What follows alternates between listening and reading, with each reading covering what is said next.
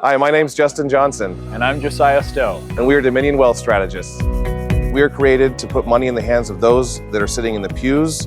From budgeting to estate planning, savings accounts, retirement planning, life insurance, and a heck of a lot more here at Dominion. That means that you are leaving an inheritance that passes multiple generations because that is the legacy. It's part of our mission. All of Christ for all of life. And all of finance for Christendom.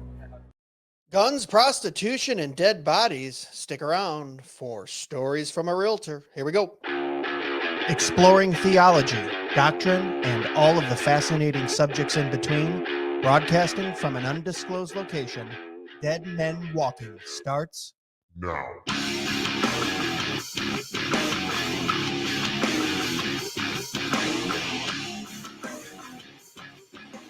Well, hey, everybody. Welcome back to another episode of Dead Men Walking podcast, everyone's favorite podcast. Thanks for sharing with a friend. Thanks for coming along on the ride. Thanks for commenting and doing all the things that you do. Help us grow. Remember, you can find out more about us at Dead Men Walking Podcast, DMWpodcast.com, or Dead Men Walking Podcast anywhere on the socials.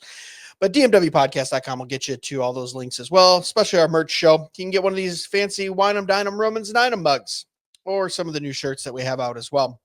We're here for a family episode, or as I like to say it, a solo episode. It's just me. Haven't done one of those in a while. I think out of almost 300, well, actually we're at like 276 episodes, probably 268, 270 of those have been with a guest. So haven't done too many solo episodes, but today I'm doing that, and we're doing something a little bit different. I say we, but me. There's no mouse in my pocket. It's just me here. But I'm going to do something a little bit different. I'm going to tell you some crazy realtor stories. For those of you who've been listening any amount of time, you know that I am a real estate broker. For those who have just tuning in or just started listening, I've been in real estate since 2011. I own my own brokerage here in Michigan, and then work for a broker in Ohio, but working on becoming a broker in Ohio very soon.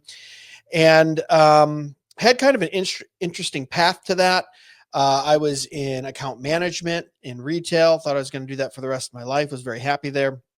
And by the grace of God, kind of got moved out of that after some prayer, moved me into a very odd situation in real estate. Most of the time, for those of you who don't know, and maybe there are some realtors out there or lenders or people who are in the real estate business, generally when you start in real estate, you just jump in and you start calling friends and family and your cousins and your aunts and uncles, and you go, hey, can I sell your house? Can I help you buy a house? And you kind of got to build clientele from the ground up. And for most people, it does not work out because you have two types of realtors. The majority of realtors in America are part-time, and that is about 60 to 70% nationally. And they sell 1 to 2 houses a year on average. Okay. And that's in a good year. Meaning it's a stay-at-home mom. She gets her realtor's license. She goes, okay, I'll sell a house here and there. Maybe pick up $6,000, $8,000, $10,000 a year extra income for the family. Maybe it's a guy who is doing a couple other things, then also gets his real estate license, maybe just to invest in a house or two or flip or something like that. Only about 20% of the market are full-time realtors such as myself, as in if I do not help someone buy or sell a house, recreational land, commercial, we don't eat. So that's where I'm at. That is my full-time business. A lot of people that I meet go, oh, you're a county commissioner and you do a podcast. That's what you do full-time. No, those are passions. Public servant is a passion. Podcasting is a passion, but my full-time job, which pays the bill, I'm going to put the kids through college and all that stuff if they go, would be a real estate brokerage and helping people buy and sell real estate, which includes vacant land, recreational land, residential homes, commercial.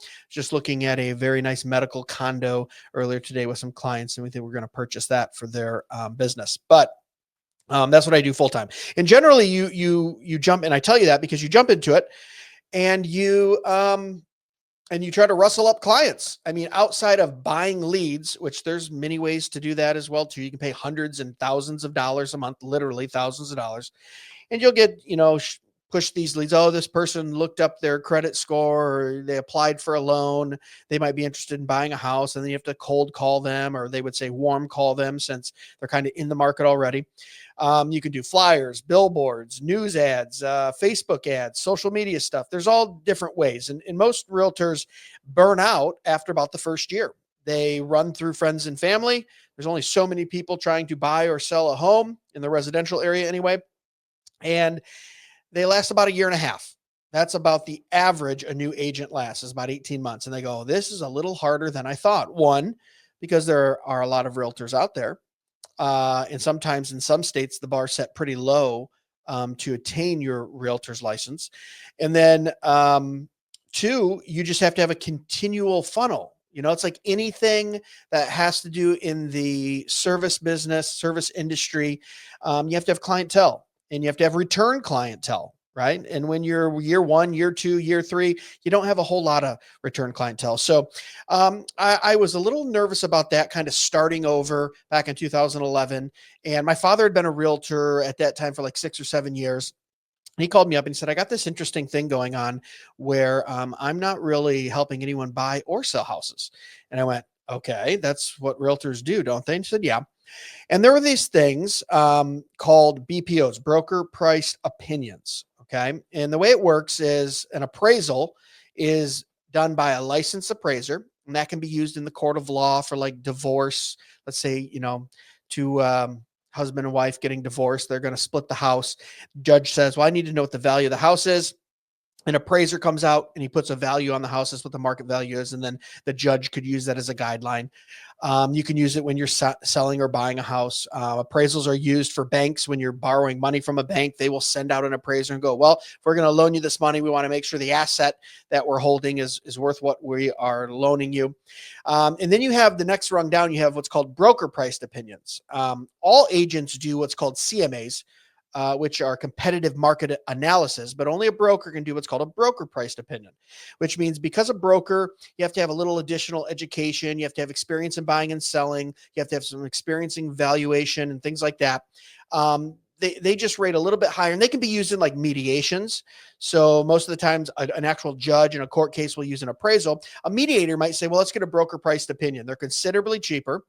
An appraisal might run you $500. Most BPOs might run like $100, right? But you're still using the expertise of a real estate broker with some years of knowledge and valuation. And they're very close to an appraisal. They're usually a 10 to 20 page report. They will have sold comparable properties, listed comparable properties. You'll make adjustments for negative and positive influences, from 3 bedrooms to 4 bedrooms or 1 acre to 5 acres. And you make all those positive and negative adjustments if the comparables are inferior or if they're superior, and you're trying to find one that's kind of the same and kind of wrap your value all around that.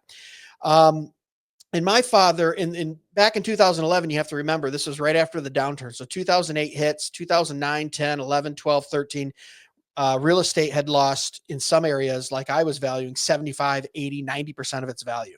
So $100,000 house was now worth $20,000. I mean, it was insane how it nosedived, right?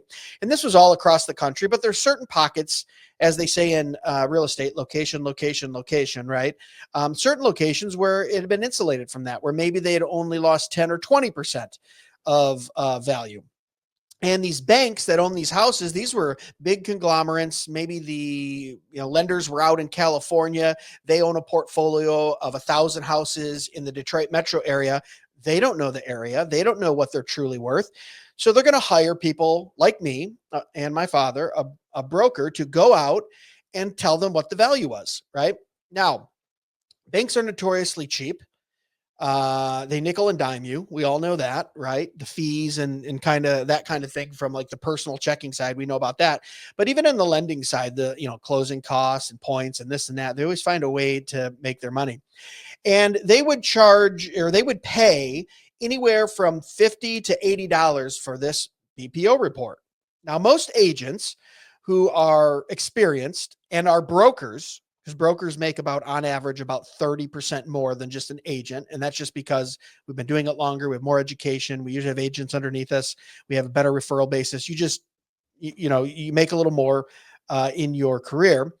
Most brokers would look at that and go, okay, I have to drive out. This is what a BPO entails. I have to drive out to the property within a radius of what I put on there. Maybe I put 30 miles, right? So a half hour I drive out there.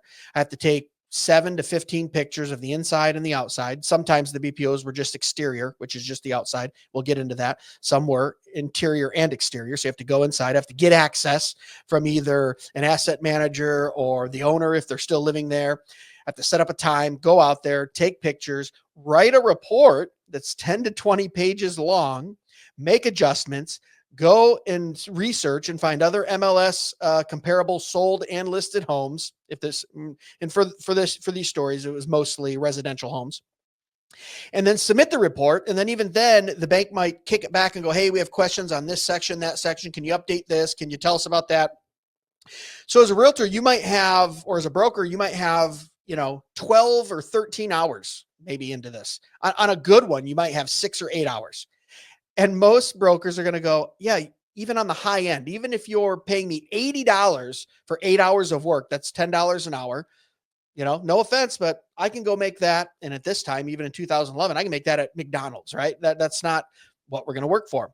So it wasn't very cost effective. And the banks would just keep sending it out via email. You'd have to click on the email and accept it until they found someone, maybe a new agent, right? Or a new broker, or the broker could hand it off to the agent to go do the dirty work of taking the picture and, traveling there and back. And then the broker was the one who had to put eyeballs on it to give the actual value of what they thought the asset was worth. So there'd always inevitably be some realtor somewhere out in the state of Michigan who would accept it, or some broker. But it would take sometimes 3, 4, 5, 6, 7 days a week of sending out emails and finally finding someone, right? Well, what the banks realized is they were starting to get a lot of these because many of the homes were in foreclosure. And the first thing the bank does when they get the house from foreclosures, they go, well, we need to know the market value.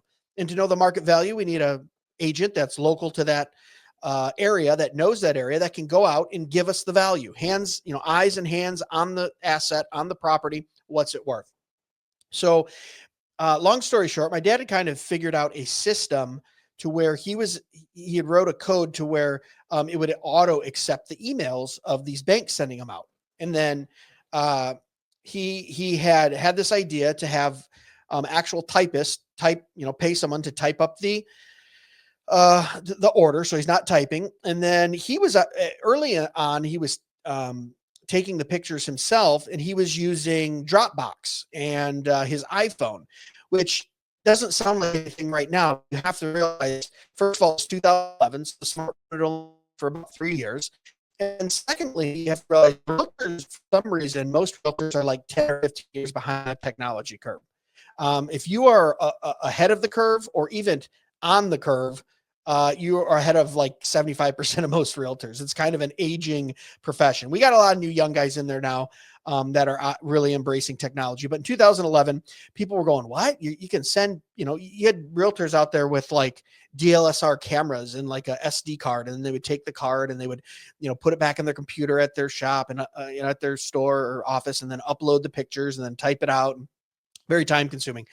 To where my father had went, well, there's got to be something with technology here where we can either like Dropbox it or share it via email or use the smartphones to our advantage. So he approached me and said, hey, I think I'm going to be getting a lot of these orders and I need some more help. Would you want to come into real estate? So after a lot of prayer, I left a very well-paying job with full health benefits. And right as my second born was being ready to be born, I jumped ship and started my own business with my father with no health insurance and no real guarantee of income. Well, lo and behold, by the providence of the Lord, we did very, very well for the next 3 years. And for the next 3 years, we had full-time typist, full-time photo and photo takers, drivers, we called them. And I would fill in, like when a driver couldn't come in, or if my father didn't want to do a route, I would go do these routes, and we would literally get an order because these banks were amazed. They would go, you guys just accepted 30 orders, all had to be done within, let's say, 48 hours. You turned them all back in within 24 hours. And they're all accurate and they look good, right? And we had this whole system where we'd accept a whole bunch of orders, and then we would have drivers go out, we'd go take pictures of them, we'd email them back, box them back, we'd have time type it, and then my father and I would look at them as the brokers and submit them. So then some days we're going, hey, what if we just made you guys your agents for, give you 100 or 200 or whatever else. Now, mind you, most brokers in the state of Michigan on average did 3 BPOs a year. Okay. At the height of this 3-year period, my father and I were doing 1,500, 2,000 a month. Okay. And that continued. I mean, when I tell people I've done 75,000 plus real estate transactions, they laugh at me and they go, there's no transactions, meaning if you count a transaction for a bank or real estate attorney or the city of Detroit, which I'll get into here shortly, how we started working for the city of Detroit. Yeah, I've done well over 75,000. We're doing 2,000 a month for quite a while. And that lasted for 3 years.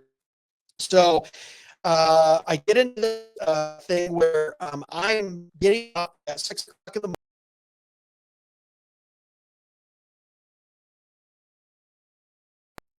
Whoops, sorry, we just lost that there. I'm recording. We're recording here, obviously, on video too. Sunrise is at like 6:37 a.m. In the city of Detroit.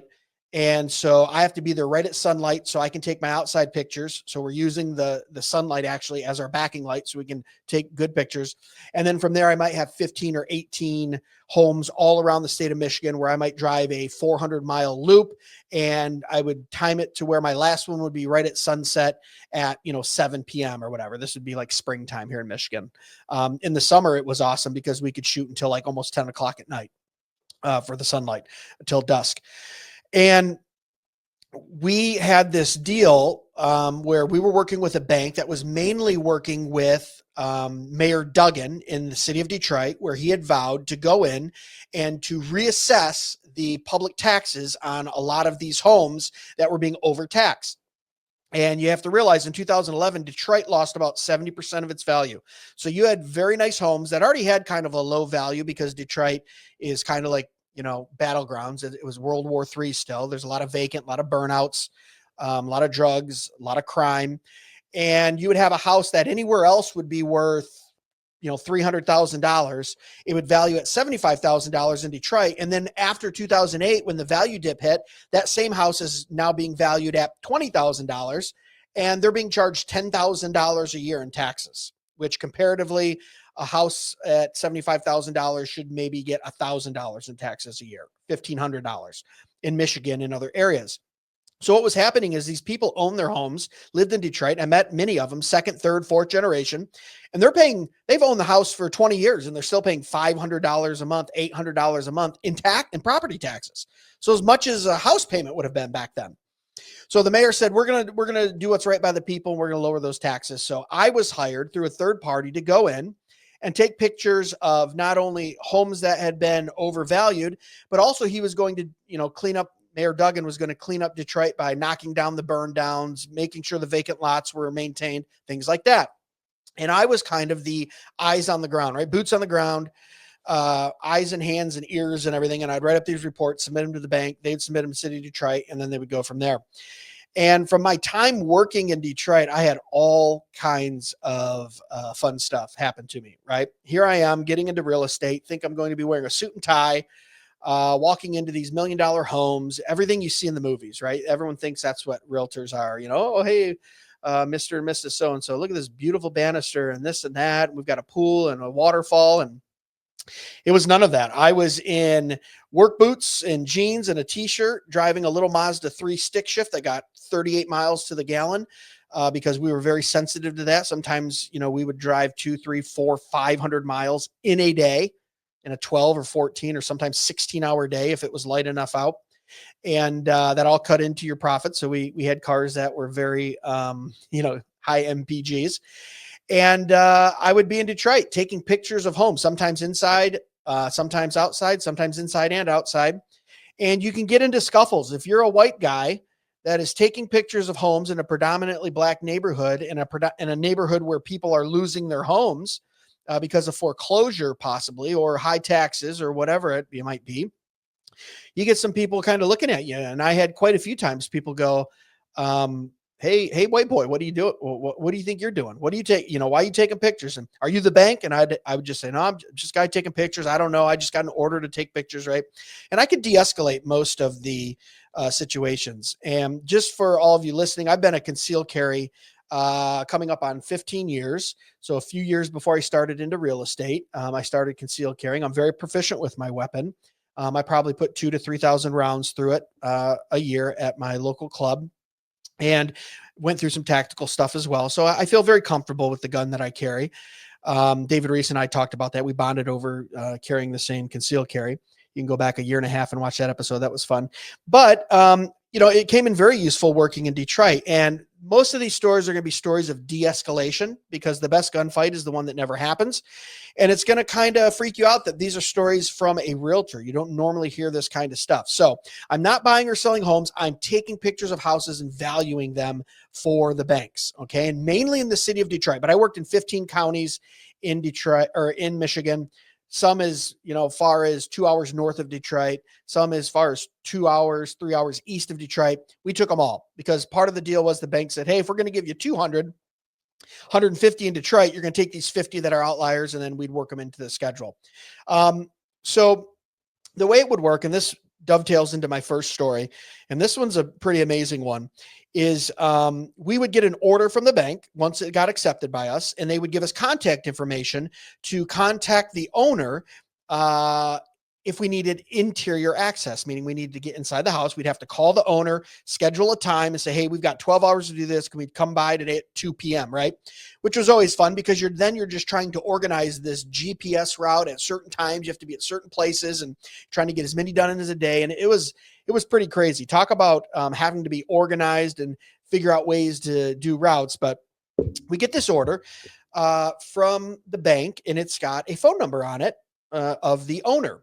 And this was a possible foreclosure, and we needed interior access from the owner. They were still living there. They were in the foreclosure process, and the bank wants to know, well, what is this house worth? Most likely they're negotiating with them or something like that. And this is in Detroit. And I call the number on the phone, and I hear a sweet old lady answer, and she says, oh, sure. Yeah, you can have access. When do you want to come? I tell her the time, the date, whatever it was. I think it was later that day. And she says, you know what? I'm out of town, but my 2 grandsons can meet you there and let you in. I said, okay, that's fine. I just need access to the inside. So I get to the stop after that morning doing some other stops. I get to the house, and I look, and the house is half burned down. Half the roof is missing. The door's kicked in, and there's 2 young black gentlemen sitting on the porch. And my very first instinct was, well, I don't really need someone to give me access to the home. There's no front door, and half of the back of the house is missing, right? Clearly this had been burned down. It was vacant for quite a while, but I still have to take pictures of everything, right? So the 2 young guys, they're probably 17, 18, 19, somewhere in that range. Here I come walking up, and they said, hey, we're here to give you access to the house. And they kind of laugh a little bit, like point to the door that there is no front door. Go ahead, go in. So I walk in the house. I'm taking pictures of each room, smoke damage in every room. You can see the sky from the kitchen because there's no roof. I'm taking pictures of that. I have to document everything for the bank because they want to know the condition and the final value, which, half your roof missing in burned down house will affect the value. So we want to document that. So I'm in the kitchen taking pictures. They're kind of in the dining room that connects to it. And I look over my shoulder, and they're leaning against kind of like a table in the dining room that was built into the wall. And there's a 2x4 there. And one of the kid goes, don't you have to take pictures downstairs too? And he's got his hand on a 2x4, and the other kid's got his hand in his hoodie pocket in his front, those pockets that kind of go all the way across a hoodie. He's got one of his hands in there. And the second red flag goes off in my mind. And I go, okay, how does he know that I'm required to take pictures downstairs? Now, the bank wanted me to take, on every order, you have to go downstairs in the basement or wherever the mechanicals were, furnace, forced air unit, a water heater, that kind of thing, air conditioning unit, any type of mechanicals, and take a picture. Now, in all these houses that were burned out and things like that, they were always gone. Someone stole them, no copper. I'd even seen, siding stolen up to about 7 foot, as far as they could reach up without a ladder. I mean, these type of houses would just be picked clean, but you still had to take a picture of the empty spot where the furnace was supposed to be and where the water heater was supposed to be. So he goes, aren't you supposed to take pictures downstairs? And he kind of puts his hand on this 2x4. And I went, I do. And at that time I was wearing my gun on my ankle. And I just and I had the sneaking suspicion, this seems a little, my red flags are going off in my head. And I reach down to my ankle and I pull out my gun and I kind of like very almost dramatically, comically wave it around. And I go, you guys should probably stay up here because when I go into some of these basements, sometimes there's like raccoons and rats and stuff like that. And if they jump out at me, I just start shooting and I don't want anyone to get hurt. Right. And they go, oh, and their eyes kind of get big. And I go down in the basement. I'm sweating bullets. I'm going, oh my goodness, is this what I think it is? Right.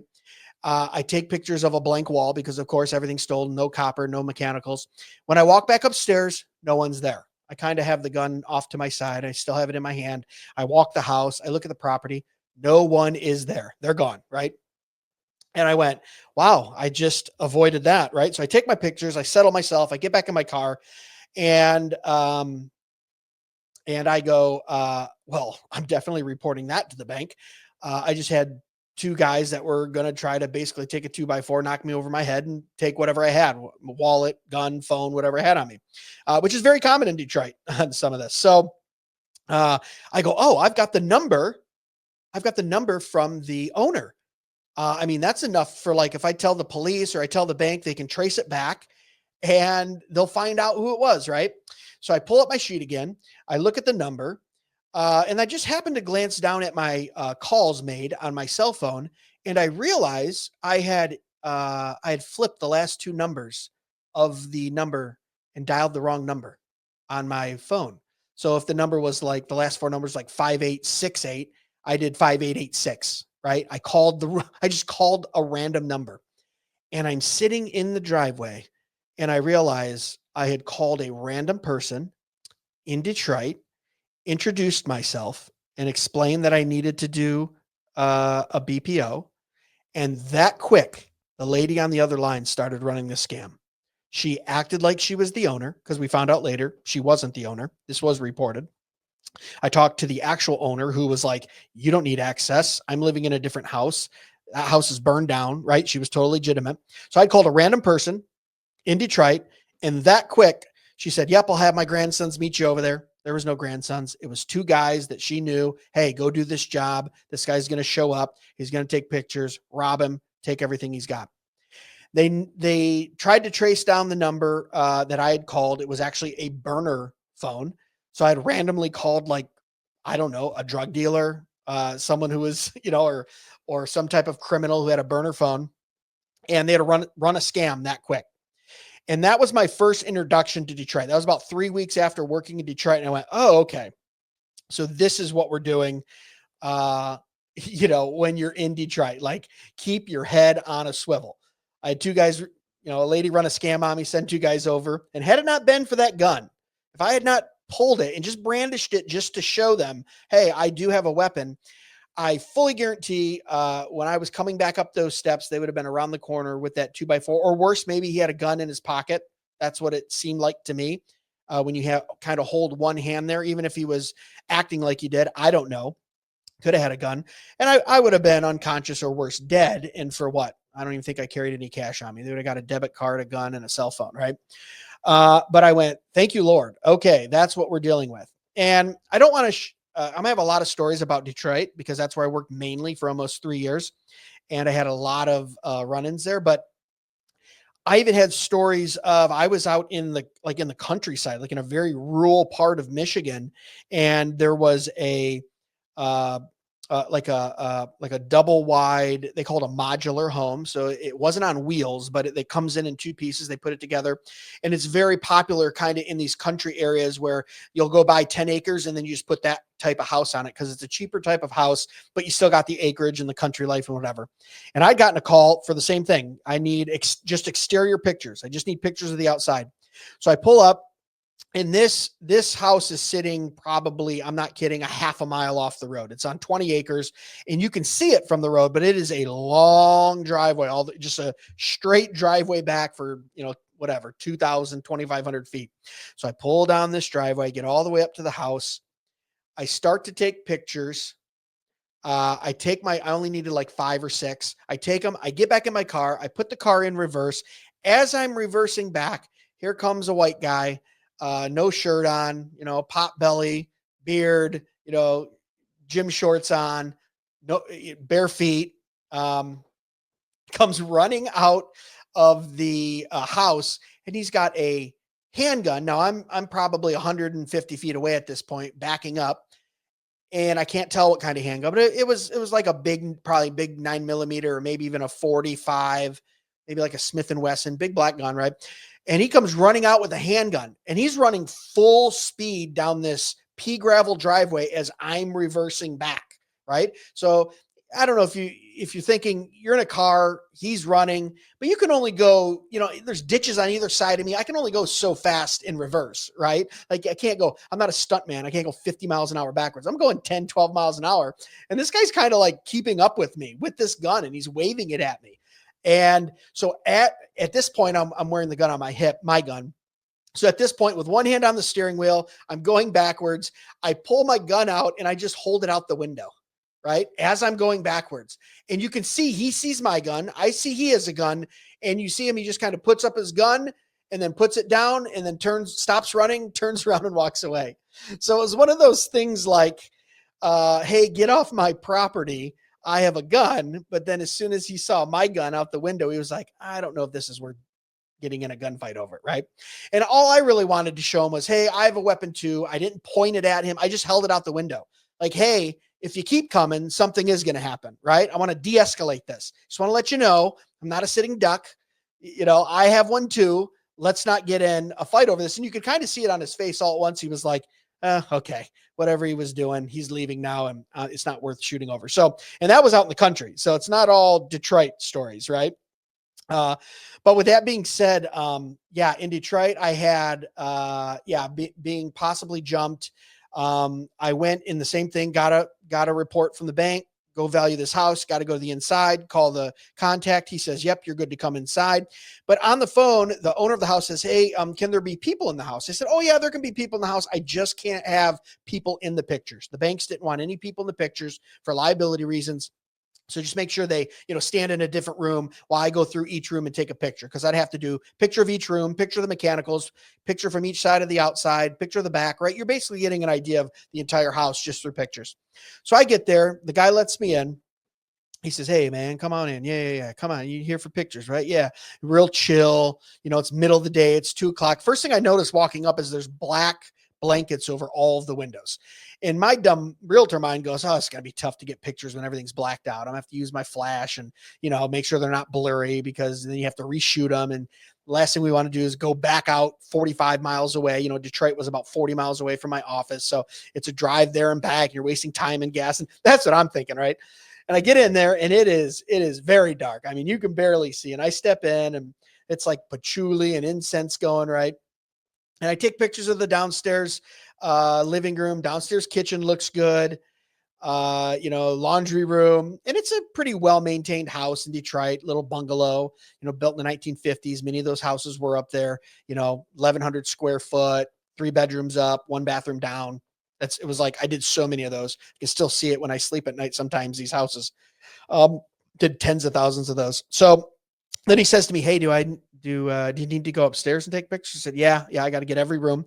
Leads me upstairs, and every bedroom I walk into, there's a mattress with like a full professional camera pointed right at it, and it's just like a mattress on the floor, right? Nothing else in the room. There's no dresser. There's no makeup station. There's not like someone's living in it. You know what a bedroom feels like when you're in a bedroom, right? You got a desk, you got your clothes hanging in the closet. No, it's a mattress on the floor, full professional camera. I wish I knew the model. I'm not a tech guy like that. Pointed at it with the light on, and I go, okay. And I kind of shoot around it. I go down the hallway, and there's a young girl in the bathroom, and she's like doing makeup, and she doesn't really have a lot on. She's not wearing a whole lot. I went, and once again, you think, okay, well, hey, it's him and this girl and whatever. Go to the second bedroom, same thing, mattress, light, big camera. That's all that's in the room. Third bedroom, mattress, camera. And he had taken one of like the little unfinished rooms up there, like in the attic. And I have to take pictures of attic stuff too, if there's a walk-in attic. And that has a mattress on just like beams, camera with an extension cord running to plug in the camera. I'm like, okay, this is a little creepy. So I take pictures, I go out, get my car, drive away from that creepy mess as fast as I can. And I start thinking about it. I go, well, I only saw one girl there, but she looked young, right? We have cameras everywhere. We have mattresses everywhere. So in due diligence, I reported that and just said, hey, just so you know, doing something for the bank. The bank actually said, we'll handle it too. We'll report it, because there was no way I could not shoot the mattresses in every, the rooms were small. The mattresses were big. They were 3/4 of the room. You got a mattress in every picture, and you get these pictures back on this value report, and the bank's going, what is going on in this house? So he got reported and then investigated, and come to find out he was running an illegal prostitution ring from his house, and was still somehow in tax trouble and couldn't pay his mortgage, which was odd. But so by the grace of God there, he was shut down, and I didn't follow up on what he received sentencing wise, but they did arrest him and do a whole investigation. So I was in the middle of a prostitution ring taking pictures, which isn't something you think you would be in real estate, right? Let me get a little sip of water here. That one was crazy. I had one where, I do a lot of burn down houses, a lot of vacant homes that just been vacant for years and years and years in the city of Detroit, because like I said, the mayor was trying to clean those up. Right.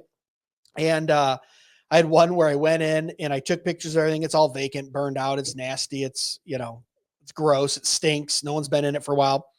And, I get down to the basement, and there's a tarp with like stuff underneath it, which is weird, because unless someone's squatting there, which it didn't look like someone was squatting there. I don't know why there would normally be anything there, but I took a picture of it just to document it. Hey, there's some personal items here. I just figured someone had stashed some stuff, put a tarp over it, but it stunk really bad down there too. But a lot of these houses stunk. You know what I mean? You guys have to, when I tell you what happened next, just keep in mind that I've walked into houses with 12 foot of water in the basement, where it's like, if I would have stepped on the first step, I would have been in 12 foot of water, because they cut off the electricity. The sub pump doesn't work. Water comes up, smells like mold, smells like dead. I found dead animals, dead raccoons, cats go in there, have their litter. Some baby kittens die, or the dog dies. No one comes to clean up. It's an abandoned house, right? So I've smelled it all, seen it all. So it's got a bad smell. I go, dead animals down here. It's dark. There's no electricity on. I'm using a flash just so I can get pictures in the basement. I take a picture of the rubble and I leave. And every time you go to one of these houses, there's a record of you being there from the bank, right? So like, I don't know, a couple weeks later, we get a call, or I get a call on my cell phone, and it's the Detroit police. Say, hey, you were at this property a few weeks ago, correct? I said, yeah. What are you doing there? They confirm the address. Okay. I said, what's this in reference to? They said, well, we got a tip, and there was, about 3 weeks ago, a dead body was dumped there in the basement. So what I had taken pictures of was a dead body covered up by a tarp, and had not realized it. That was about 2 months into my real estate career. That was the second incident in Detroit where I went, oh, okay. Not only can I possibly get killed, but there could be a corpse in the house, in these houses that I'm dealing with. Right. And it was crazy, because in Detroit, you would have like a vacant lot, a burned out house, a vacant house, a burned out lot, and then a gorgeous 3-bedroom, 2-bath, brick house, wrought iron fencing, manicured lawn. And you talk to that neighbor, and they're like, I don't care what's happening to Detroit. This is my home. I'm third generation. And they had a lot of pride in where they were living. So you'd have like this horrible lot, gorgeous house, horrible lot, gorgeous house, right? So it was like this weird mix of like decay, and then also of like opulence, and people just taking pride in their home, and curb appeal on the house. But even then, you would take that house in Detroit, and my dad and I would always joke. We'd say, if we could take that house that we just valued at $40,000 and pick it up with a helicopter, sod and all, and drop it in Ann Arbor, Michigan, or Plymouth, Michigan, or somewhere 20 miles away, it's a $400,000 house all day long, $500,000 house. So it was all about that location. That location was just so horrible. And Detroit has been run down for so many years, but there's people that go, I'm not leaving, right? So that was one where, went from prostitution ring to dead body in the house. So from there, I took a mental note and was like, okay, always not only head on a swivel, but always make sure when you see something there, like a pile of something under a tarp, either report it or inspect it enough to verify what it is, right? But then, you just got to know Detroit. I mean, at that time, and it's gotten a little better. It really has over the last 10 or 15 years. But even back then in 2011, 2012, and 13, 14, when I was doing most of these, sometimes we would have to call in for data on the house too. Like there wouldn't be public data available online. Most of the time there was, but sometimes you have to call into like the municipal, like the city of Detroit, and call the assessor's office and be like, hey, we're doing this value. Can you tell us what the verified square footage is, the verified, lot lines? Do you have a plat map on it? What's the frontage? Like all these things that the banks wanted to know and we couldn't easily access. Every once in a while, we'd have to call in. I remember one day we're sitting in the office. It's right around lunchtime, right after lunch. And my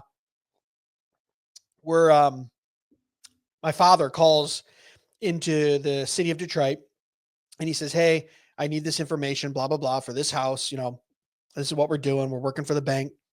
And the guy, and he was on speakerphone, right? My dad's talking on speakerphone to him. And the guy goes, hey, man.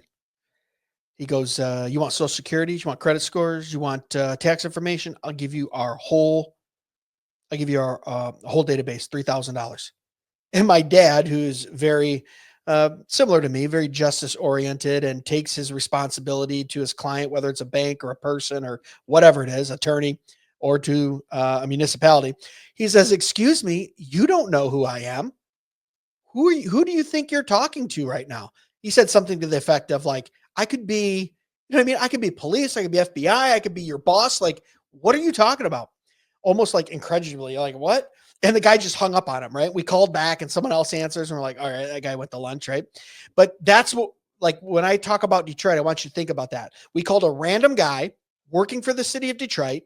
He answered the phone to a random realtor, my father, and basically just said, hey, man, for $3,000, cash, or how, you didn't really say how, but I would imagine it would have been a cash, or maybe he's dumb enough to say digitally and we could trace it. I'll sell you everyone's personal information we have. Everything we have on, 1.2 million people that still live here for $3,000. And it's like, he didn't know who was on the other line. So my first thought is, if he did that with my father, how many times has he done that? I mean, he said it so nonchalantly and so easy, wasn't even, no nervousness in his voice.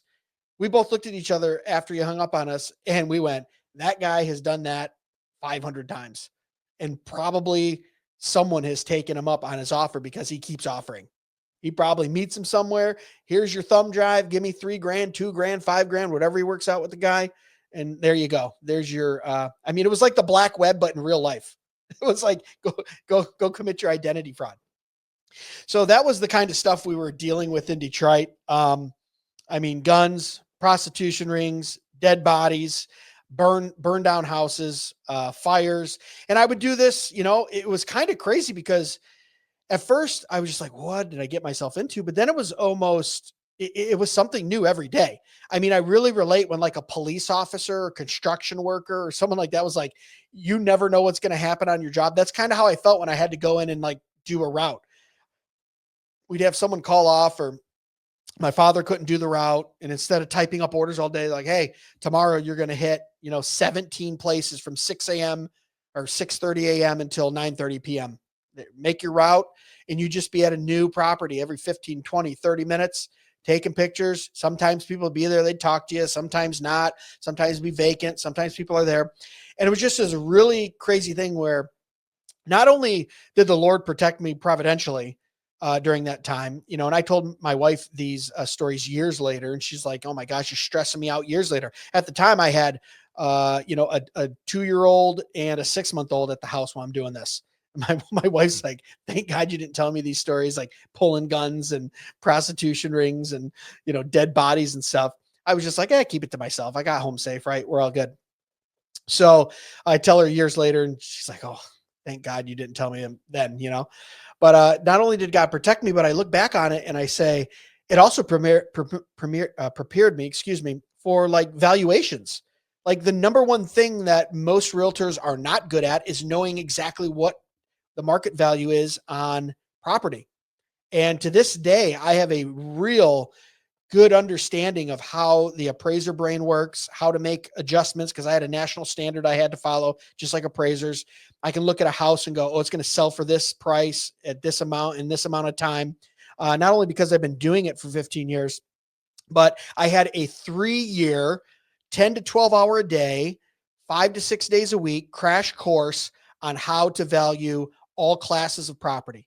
I mean, we would do stuff, we'd get stuff from the bank and they go, hey, we need you to do this 72 unit apartment complex on income approach. Now, if I go out there and I ask the majority of realtors to give me the value of a multi-million-dollar 72 apartment or 72 unit apartment complex on the income approach based on rent rolls, expenses, NOI, right? All that, 90% of realtors couldn't do it. I'd say 95%. They'd go, what are you talking about? All I know to do is value this house because I find comparable houses. I find kind of similar houses within a couple miles of it and go, oh, this is what your house is going to be worth because this house is similar down the road and it sold for this much a couple months ago. That's what most realtors do. I was diving into $1,000 commercial appraisal stuff. Those we would get $300 for, right? So an appraiser would get $1,000. The bank would give us $300 to do what an appraiser would charge them $1,000. But we would get 5, 6, 7, 8 of those, right, in a day, and we get them all knocked out in 2 days. And lo and behold, we just made $5,000 in 24 hours, right? So it's like it was good for the revenue. It was good for the practice for me. To where now when I do commercial real estate and people are talking about cap rates and NOI and rent rolls and expenses, and it's like, brother, I did this in my first and second year in real estate. I was doing stuff that experienced 20 plus year commercial brokers were doing. I was doing it every day for banks and tax attorneys and municipalities, year 1, 2, and 3 of my real estate career. So even providentially, the Lord really put me through a crash course of everything real estate, which is also my personality. Like, I don't want to just sit through 40 hours of in-class training and then, oh, I'm going to go help clients. Like, I want to, if I'm helping a client, Covenant Real Estate, check us out. You can click on the link below, shameless self-promotion. If you're in Michigan, Ohio, looking to buy or sell, come talk to me. You're going to get a good realtor and broker, and we're going to help you. But I don't want to just know the bare minimum and just get you through it. I want to fully educate. I want to know all the ins and outs of the transaction. I want to be able to answer any question you have about it, right? It's kind of like some of us in theology. Like, we want to know the word of God in and out. We want to know the root words. We want to know the original meaning. We want to read in context. We want to have good hermeneutics. Like, I'm that way in real estate as well too. And the Lord knows that. And I think that's why he had me go through that 2 to 3 year period, 3-year period of doing that. And really just, it was a crash course learning, real world, hands-on, like, this is everything you need to know about valuation, about staging pictures, dealing with attorneys, dealing with municipalities, dealing with zoning. And then right as the business totally flipped on end, and that's a whole nother podcast episode, we went from, $500,000 gross in a year to about $60,000 gross in a year, 6-month time difference. And that we'll go into why that was in 2014 in a different episode. Or 2015 that happened. I ran for county commissioner, won that seat by 30 votes, outed an incumbent who had been down here in the community for 30 years. I just moved down, knocked about 6,000 doors, talked to everyone, won by 30 votes. And then I realized, oh, look at that. When you're a county commissioner, 70% of your income, of your budget that you're managing for constituents comes from property tax, equalization reports, assessing offices, everything I had just been through for the last 3 years, grumbling the whole time, I might add, to God. Hey, I want to be in real estate. I want to be talking to people. I want to be out there, showing houses and walking projects for commercial properties, and I had all these big aspirations. And even while I was complaining, the Lord was teaching me, oh no, not only is this going to help train you to be one of the better agents in your area, but it's also going to train you to help you be a public servant. And I can go to our equalizer, I can go to our assessor, I can go to our CFO, and I can talk fluently about all the different classes of real estate, how they're assessing things, how they're appraising things, the difference between income approach, the comparative market analysis, cost approach, the tax tribunals, all that stuff I'd already been through. And it was funny. I was 1 week on the job as a county commissioner, and our county equalizer said, I thought you were a realtor. Why do you know all this stuff about value and appraisal and assessing and zoning? And I explained the whole story to him. And in that moment, I went, oh, the Lord's good. He was looking out for me in more ways than one, even while I was grumbling. And he kept me safe. Like I said, kept me safe through dead bodies, sex trafficking, guns being pulled on me, possibly being jumped and killed. The Lord has protected me. And I live to tell you the story, to ultimately say, all glory to God. He knew exactly what he was doing. He's sovereign over all. And I've benefited much from that time. I even, butted heads with my very stubborn father, who I'm stubborn as well. And we didn't always get along on making choices, but I wouldn't do it any differently looking back. The Lord knew exactly what he was doing. It's helped me immensely in my real estate career, helped me immensely in my public service career. And the Lord is good. So I hope those stories were entertaining for you. I only touched on some of the bigger ones. Maybe we'll come back and do another episode where, in the future, where we get into some other fun stories I have for you in real estate as well, or maybe fun stories in podcasting. I have some of those too, or even fun stories in being an elected official. Boy, could I tell you some stuff, what people have come up and said to me. But we'll leave that as a teaser, all right, for a future episode. So keep coming back, keep checking, keep listening, keep sharing with a friend. Guys, we really appreciate you. You've always been so supportive of us. We're going to have some announcements coming up on some conferences that we're hosting this summer and this fall that we will be at covering, that we've been invited to cover. I know the blue collar theology, I think at the end of August with Mr. Foster. We're going to be there, the main guy covering that. We're going to be down in Tullahoma with Jeffrey Rice hosting his Roadmap to Revival. James White will be there with some other speakers. I know we're going to be doing Fight, Laugh, Feast as we do every year in October in Tennessee. So we've got some stuff coming up. We'll be bringing you that coverage. And then, of course, next week, we'll be going back to guests, and we have some great guests lined up for you as well. But keep sharing, keep watching, keep listening. Share that YouTube link. We need to boost those numbers out over there on the YouTube. We got great audio numbers. You guys are awesome on the podcast feeds. But let's get those YouTube numbers up a little bit. For the glory of God, of course. Find out more about us at DMWpodcast.com. At the bottom of this show description, or at the top of the show description here, heck, you can just click on that link, send me a text, tell me what's up, what's on your mind, what you want me to cover, what you want me to talk about. I'd love to hear from you. Guys, remember, the chief end of man is to glorify God and enjoy him forever. God bless. Be sure to check us out at DMWpodcast.com, where you can purchase the best and snarkiest merch on the internet, support the show, and leave us a review or message. Dead Men Walking can be found on Facebook, Instagram, and YouTube at Dead Men Walking Podcast, and on Twitter X at Real DMW Podcast. The Dead Men Walking Podcast is part of the Fight, Laugh, Feast Network. For exclusive show content, be sure to download the PubTV app and become a member. If you're a business that needs to reach hundreds of thousands of potential customers in your demographic, podcast advertising might be for you. Send all inquiries to deadmenwalkingpodcast@gmail.com. None your biscuits.